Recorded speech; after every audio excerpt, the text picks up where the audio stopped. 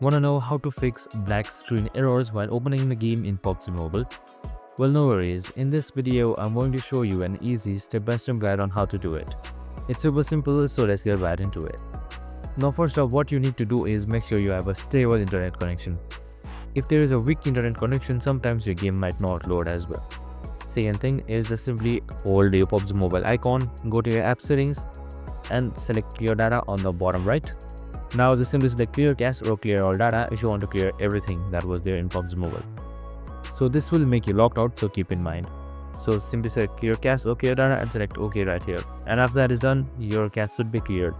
And if the error still persists, restart your device once, or if not, just simply reinstall PUBG Mobile. Just simply hold the icon, select this trash can icon and select on install. Now just simply head towards Play Store and then install PUBG Mobile. And that's it. Super simple and easy.